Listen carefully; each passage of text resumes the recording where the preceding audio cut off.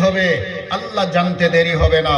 বাস্তবে আসতে দেরি হয়, আল্লাহ জানতে দেরি হয় না।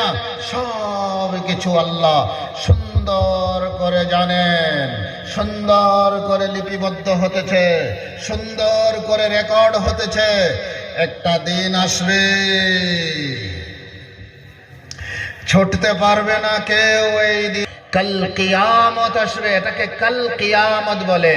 কোরআনেও এটাকে কাল কিয়ামত বলা হয়েছে। এটা বহু দূরে নয়, এটা বহু দূরে নয়। কাল কিয়ামত ইন্নাহু এক মহাপ্রলয়ে দেখা দিবে। এই সব কিছু যে দেখতেছ, বড় বড় অট্টালিকা বিল্ডিং বালাখানা ছাড়ো, এই যে মজবুত মজবুত পাহাড় ও পর্বত, এই সব কিছু ইয়ানসিফুহা রব্বি নাসফা, এই সব কিছু তোলার মতো, রুইয়ের মতো ওরা শুরু করে দিবে আসমানের মধ্যে, যেন রুই আর তোলা উড়তেছে।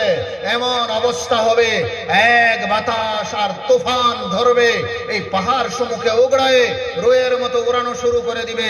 ইযা জুলজিলাতিল আরদু জিলজালাহা, যেই জমিনে তোমরা চলতেছ খোদা আল্লাহকে মেনেও চলতেছ, না মাননেওয়ালাও চলতেছ, এই জমিন জমিন হয়ে থাকবে না।